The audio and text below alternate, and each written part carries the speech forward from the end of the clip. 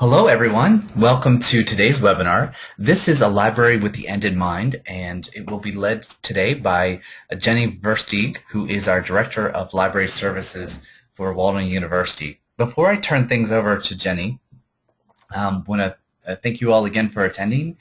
This is one of the breakout sessions that we offered at the university faculty meeting that was recently held, and are bringing this to you in a virtual format. And actually, this one we didn't end up having in person, so it will be a first time offering it to faculty and staff at Walden. Just want to run through a brief overview of how to use the GoToWebinar features. You should be seeing the full control panel that I'm showing on the left side of my screen. It should be showing over to the right side of your screen. If you're not seeing this view and instead it looks like this, that means you're a minimized view, which is fine for when you're looking at PowerPoint slides, because there may be times when there's text on the right that's being cut off.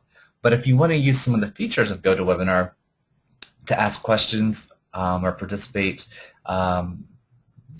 with some of the links that we're sharing, you want to just click that arrow, and when you do that, the full control panel will display. If you've not already done so, you may want to just make sure your audio is working with GoToWebinar. Click this audio setup link and it'll test both your speakers and microphone. When you're running through the test, we won't be hearing the test that you're doing from your end, so you can do that while the webinar is going on. There's a couple of ways that you can ask questions. Through the questions box you see on the screen, just type your question in and we'll pause at the next available time to answer your question. If it's an individual question like a tech question or something like that, look at the top of this box and my response may come back through here.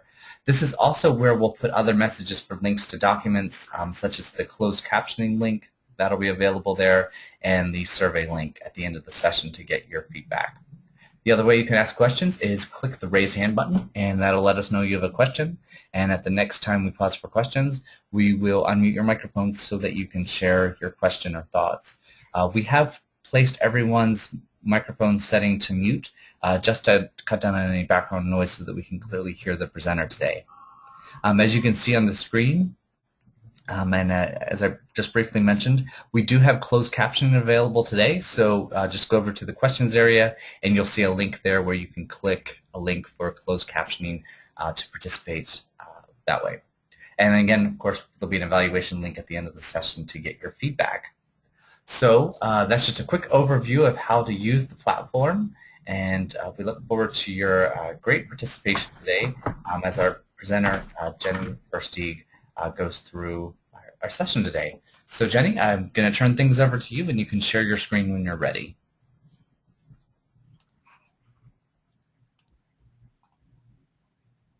Hey guys, so are you seeing my lovely PowerPoint? We are. Good. Then I think I'm doing this right. Hi, I'm Jenny. So oftentimes librarians, and actually just full disclosure, there are two of us in here. If you see Mickey Scholl is one of the participants. I guess she's being a ringer for me. Mickey is my collection manager. Hi, Mickey. What I wanted to talk about was literally planning library services, not really necessarily library collections, but the services that my staff provides with the end in mind. And what I mean by that is, I guess, literally, what is our product? And I know that I often pull back really hard when people talk about our graduates as our product, but whatever you want to call them, what skills do we want our graduates to go out in the world and use, and how can the library, as one of the support centers, help that happen? So I'm going to do this here. So what's up? Here's what we're going to talk about today. User satisfaction, and specifically student satisfaction and levels of student use. What do they really tell us? Again, we need to reverse engineer our students' research skills and abilities. So we know, or we can come to an agreement about what we would like our graduates to be able to do as researchers and practitioners. From there, we can work our way backward with how does the library support that. One concept that has kind of caught fire in the last year or so with libraries and just with educators in general is the concept of 21st century learning or 21st century skills. It's not the only one, and it's not one that I'm absolutely wedded to, but it's interesting, so I wanted to show it to some folks and see if you've heard of it and what you think, and brainstorm some end game skills. What do we want them to do, to be, to enact, and work our way backward? So the big question, and if you're a contrarian or if you're just a person, you might say, oh, you don't have a problem with the library, do we? If you take a look at the student satisfaction survey that happens at the end of every course, we've really only been looking at some of these measures for a couple of years. The library, as it stands right now, really has only existed since 2007. Prior to that, the library was outsourced, and outsourced to some great people, but really, in the scheme of things, the library is still a very young institution inside this institution. As a general rule, self-report by students is that they're using the library more and more. One interesting thing that we're seeing is students who say they did not use the library is going up, even though we know that every new course that gets created for the last 18 months has required readings embedded from the library. So I think just anecdotally what seems to be happening is sometimes students don't realize they're using the library when they are, which is interesting. But at the same time, when the students say, I don't need it because I utilize other websites, is going down. Interesting. But satisfaction continues to inch up. And I think any library that had a satisfaction level of over 90% would be pretty happy. It looks good. Here's where I take a brief step back and tell you other things we could do. I've got a blog. I don't even know if I have my blog open right now, but we can get it open. It's right here, waldenlibrarynews.com/faculty, where we can continue this discussion.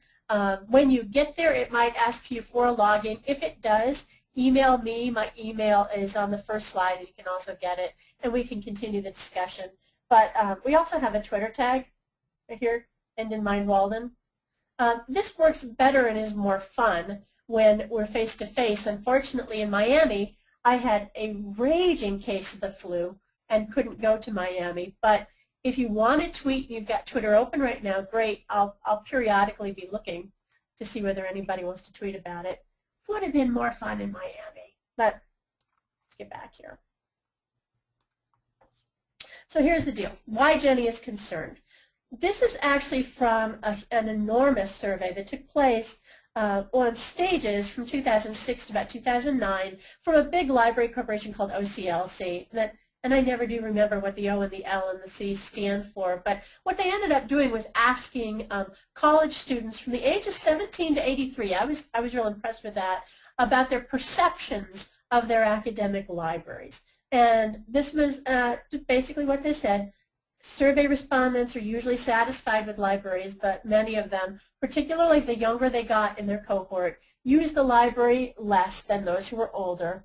Verbatim comments reveal strong attachments to libraries as places. So many of them talked about what libraries smell like and how people like to touch the books. But as you can expect, the younger the respondents were, the less they said that because, they just don't have those experiences. And they commented frequently on the negative parts of having to drag themselves to the library, having to go down the rows of books, as you can imagine. And this is interesting. I mean, that will keep us, I'm old. It will keep me feeling generally positive about libraries, even when they're online libraries. But this survey said that the attachment to libraries, how they feel, the experience, does not extend to the way students who use virtual libraries feel about them. They just don't have those nostalgic or sort of intimate and visceral connections. And those people who have not had those connections typically don't feel all that positively about libraries sort of in the aggregate, because why would they? What happens when nostalgia ends? Because we are reaching the end of those students who are not digital natives. I am 50 years old, and most of my staff is about 20 years younger than I am, and many of them don't feel this way, even the librarians. Here's another piece that really worried me. This came out about 6 months ago. This was from Project Information Literacy, which used to be, I believe, at the University of Washington and Seattle. It's now sort of taken itself private. It's its own thing. They did a survey of recent graduates of colleges, and they did a nice cross-section of colleges in the United States, liberal arts, traditional, ag. They also did a couple of for-profits. I was surprised. And asked their employers, what do you think about the information-seeking skills of your recent hires who just graduated in the last 6 months with a bachelor's degree or master's degree? This worried me. This is what they said. They struggle with the broader challenge of integration, being able to pull different sources from different places and tie them together and look for commonalities or dissimilarities. And this last one was a quote. The exceptional ones might find a law review article and then be able to internalize what they found until this article ties in with other things. These are the exceptional ones who become contributors by integrating other information. Most of the employers were generally satisfied with the information-seeking skills of their new alumni, new kids on the block. However, many of them said they seem to not be able to go deeply into their research. This is a quote too. I had a new graduate hire who only searched for papers on Google, and I said, you're missing things. You need to use PubMed, which is also online. And he said, well, I did this quick search, and that's what I got. But that's not enough. So the need to be able to synthesize different kinds of information and the need or desire or even just understanding that at some point you might have to go past the first screen of results seems to be lacking over all of the age groups that they looked at, over all of the, because they had new attorneys, new lawyers, new teachers. They also had new people who were just kind of working in entry-level jobs of all sorts. This tends to be what they were seeing. I got worried and I started thinking. I've been thinking about this probably ever since winter started. And of course here in Minneapolis, winter started in October and it's not done yet. So I've been thinking about it for a long time. These are my assumptions going forward. Because I sat down and I thought, okay, you feel funny about this. This makes you feel like something needs to be done. Jenny, what are your assumptions? These are my assumptions. An assumption, to be frank, because I'm a librarian, right, is that universities should have libraries. If they don't all need to look exactly the same, offer the same services and same resources, but that is my first assumption. So like if you didn't share that assumption, the rest of this would probably be a big yawn for you, right? Here's my next assumption. And it's specific to instructional services. Not the resources, not the reference, like helping students find something, but instruction. And by instruction, not just webinars, although we do those, but our assignment guides and the new quick answers FAQ that we're making that's searchable. That's instruction as well. The instruction that we do at residencies, all of that's instructional services. In my opinion, and this is my assumption, the instructional services where we teach, whether directly or indirectly, students how to use information resources. Not just how to search and find, but how to use them in thoughtful ways, how to cite them correctly, how to integrate them in their paper, how to judge them, are the primary value that a library adds to the educational endeavor. But the instructional services are often underutilized if you control for how many students you have and how many views there might be, how many answers there might be, how many residency participants come to see us, are underutilized based on other services. Not because they're not valued, because I think everybody feels like that is a nice thing, but because it's hard to teach an institution not to act like an institution. And what I mean by that is the instructional piece of being a library was not original to libraries' missions. If you go back like 150 years, the assumption was that when you entered the library, you already knew or you had interned or, been a cert for somebody who taught you how to use the library, and what the library's reason for existing was to archive copies of very scarce paper-based artifacts and documents. So in many ways, the library started, even all the way back to the Library of Alexandria, as an archive, a museum. Because that's something that all of us, when I was little, I always thought library equals books. Library is a collection of books. They're keeping them safe and clean for all of us. Thank you, library. it's hard to move away from that even when you're online. But there's no real compelling reason why my library needs to be a library that simply archives when the instructional services add so much value. Here's another assumption. Neither providing high-quality content, which we do, nor offering access to that content will keep any information-based institution relevant, and by that I mean museums, universities, libraries, probably we could extend that to newspapers, relevant if that institution holds fast onto an outdated mission. The library does have a mission. We've got it on our website. Our mission is basically to support the mission of the university by providing access to information, helping people use that information, and assisting in helping students use information in general effectively, accurately, ethically. Maybe that won't be our mission next year. Maybe that won't be our mission 5 years from now. I think the main thing is to not insist that you're here to do something that perhaps we no longer need the library to do. I don't know. But I think that that's a way that you become irrelevant, is to keep insisting that you are now what you have always been and always will be. But that's very institution-y. That institutions sort of exist to perpetuate themselves. But as any institution knows, kind of in a paradigm shift now. Students need to learn a set of skills that go beyond simply searching, like here's a box, put a word in it, and find somehow or other information-based strategies, ways to use information, whether they're in a library or outside of a library, to lead social change. So what now is what led me to the idea of 21st century learning. And I don't know if you've ever seen it. We've got a link to the main 21st Century Skills website, which is basically a huge consortium. 3M is adding a lot of the money. They don't seem to be influencing the content, but it's a model of learning that extends to curriculum. You see it talked about primarily now in K through 12 institutions and public libraries, but this is their groovy rainbow of skills and subjects that they feel should be infused into the curricula, all curricula, in order to have good 21st century learners. Now, the library lives in the purple part of this rainbow, all of the skills that would have to do with information, media, and technology skills. And as you saw underneath the rainbow, it's all undergirded by curriculum, by assessment, and so on.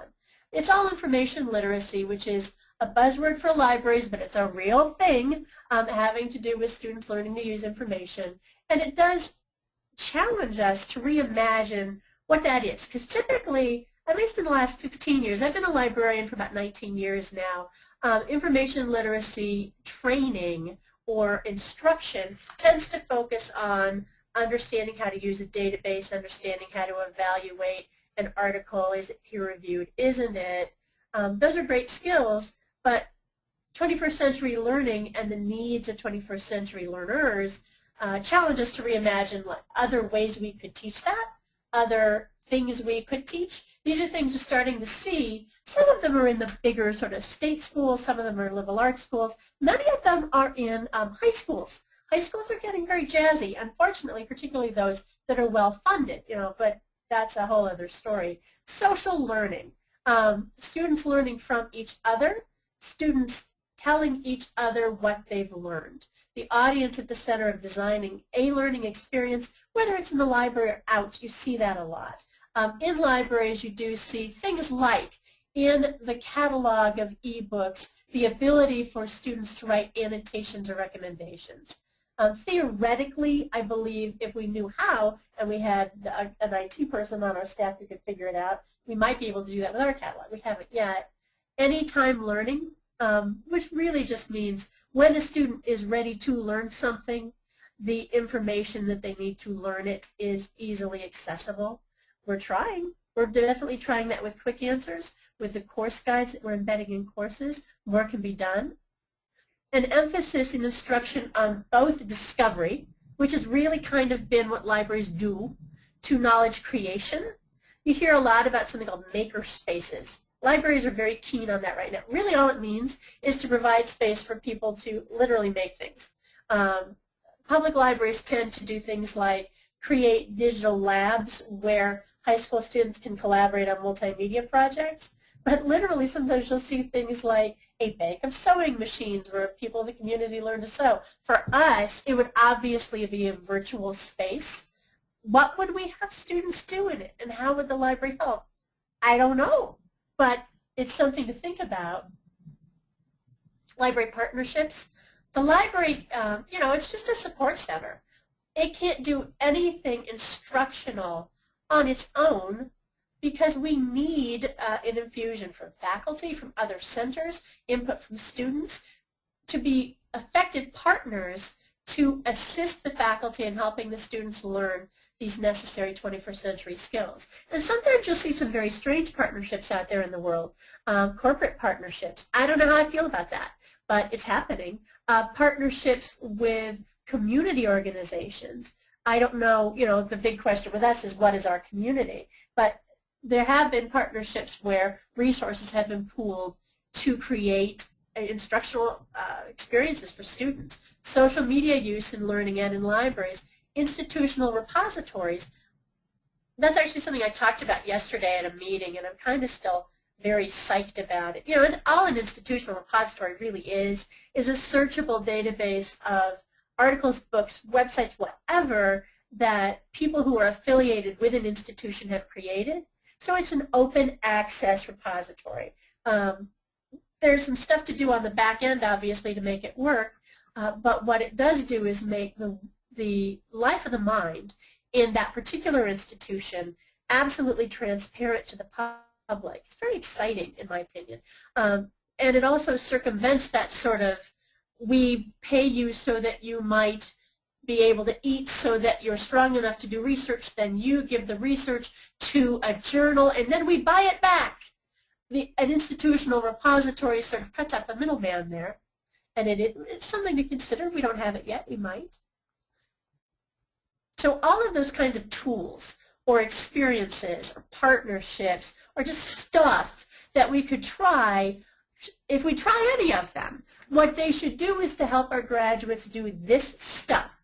Whatever we do, however flashy, however low-tech, however high-tech, how many people we involve, in the end, this is what we're driving at. We're going to get alumni who can collaborate with each other to create content, who can synthesize various and disparate information into documents or tools that make sense. Students who can discover information, and not just in a Google box, maybe discover information in their communities, from people, from their own connections. Students that can create and dive deep into information so that we don't just have a generation or two or three who are content skimming the surface of information. Sometimes that's fine. A lot of times it's not.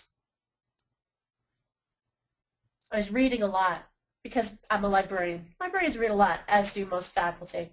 And this seems to be the agreement that there are 4 big questions anybody needs to answer before you start to do something new. Got down to this. Institutional access, assets. How might people, right? How might people, library collections, existing student support programs, and information technologies be directed, redirected to enhance the institution, Walden, the library, support of a 21st century skills. Specifically here we are talking about skills around using information. Do the skills, all those skills having to do with using information, align with Walden's strategic vision. And I don't know if you've seen it, but I think that it does. I just got another refresher on it yesterday. The strategic vision that goes out to 2015 seems to have a lot to do with social change. And the only way that you can change society is if you know what you're doing. So, graduates, how does the library address issues of access, which we're trying to right now, resources, and sustainability? And I don't mean environmental sustainability. Really, in the end, I mean scalability. Like, how are we planning to be able to do this for the next 10, 15, 20, 25 years for as many students and alumni as come down the pike? How can we partner across departments and programs? Or can we? The library has done some very preliminary, very ad hoc partnerships, particularly with CUGS and some of the people in CUGS, particularly Dr. Laurel Walsh, who I adore. But none of them are particularly systematic. Should they be? Can they be? I don't know. I'd love to talk to somebody about it. And then obviously there's accountability, because you can do all kinds of very fancy, very effective things that will affect student learning, but if we can't figure out what success looks like did we succeed? How was that? What happened? We'll never be able to keep doing it. So that's something that I almost always need more heads to talk about. Like, let's say that we do something. Let's say, for sake of argument, that the library calls up the undergraduate college and says, we're going to start adding microtized learning modules to all of the composition courses that have to do with evaluating resources and finding information resources. The first thing they're going to ask me is how much money, right? The second thing they're going to ask me is how will we know that they succeeded? And for that, I mean, the library's going to need input from faculty members. We might need input from students. I don't know. And you know what? I literally didn't pull that out of the air. That's actually kind of happening. It's happening through Academic Skills Center as well. The library is peripheral to that. But I don't know how they're assessing it. I'd love to know. These are my main resources. If you want to read anything, these are probably the ones to start with. None of them, well, the one in the middle from 2006 is a long report. The rest of them are very readable. And I'm assuming that Scott will be able to give you this PowerPoint. If not, I sure can. Yeah, the big question is what now? What now? I would just love to know if you have any thoughts about it or any questions. I guess as an online librarian, I'm always so incredibly hungry to talk to somebody other than students and librarians. I'm just so excited right now. Hi, everybody. You're not students or librarians. Oh, except for Mickey. Sorry, Mickey. I think Mickey left.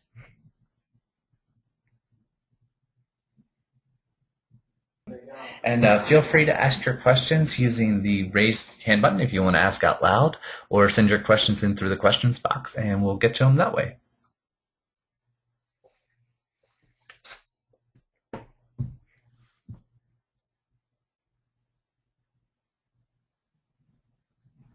All right, Jenny, doesn't look like anything's come in so far. Let me again put my email address here. Oh, that's right. I'm putting it under him. Yeah, never mind. Scott, can you give everybody my email address? I will put it in the chat as well. Think about this. Read some of the stuff that I put as resources. If you've got time, I know nobody ever has as much time as they want. But if you want to talk to me about it, I'm at jenny.versteeg@waldenu.edu. And I would love to talk about it. And, you know, if you ever want to tweet about it, do. And again, if you want access to that blog that I'm hoping to start faculty conversations on, we can get that done too.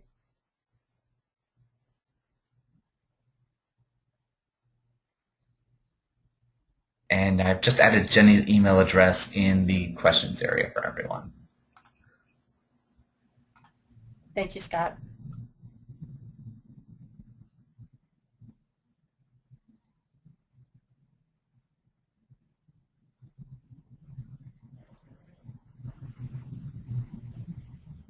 Melanie, do you have a question? I see a little tiny question mark next to you. Melanie just wrote in a comment. She said, Jenny, thanks for these reading suggestions. Information literacy is such a dynamic category, especially with changes in technology and interfaces. True. And have fun reading them and think about them and how we might be able to apply them here.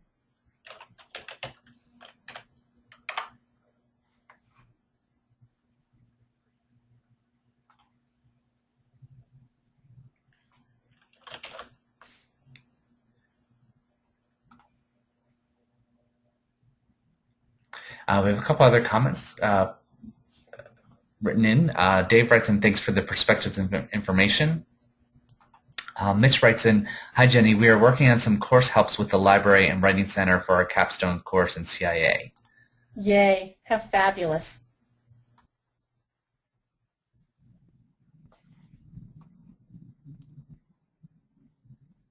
Mitch indicates there is a problem with literature review skills. Yeah, and I think that the problem with literature review skills has so much to do with the fact that that often we don't always encourage them to do the deep dive.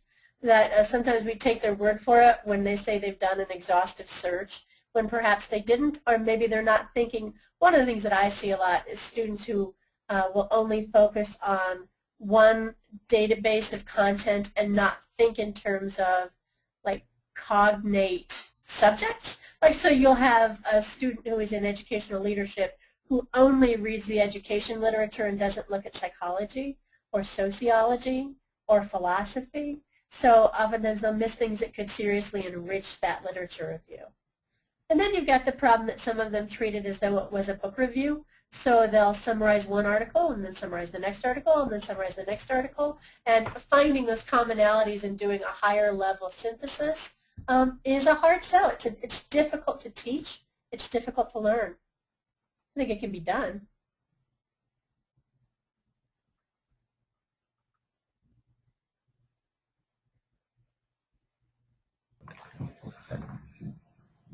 Another comment from Mitch. We discovered that the master's program doesn't require a lit review or use it in any way. Most of the coursework in the EDS program ignores it too. We are trying to build these skills. I look forward to hearing from you. I'd love to hear what you come up with and be able to help.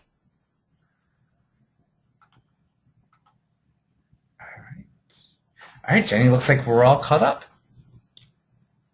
Well, thanks, guys. Yep. Thanks for listening to me. This is the kind of stuff that keeps me up at night. Great.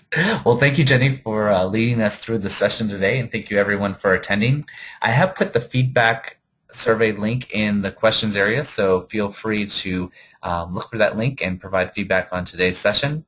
After today's webinar, I'll also send an email that includes a link to the recording of the session as well as the PowerPoint presentation you saw today.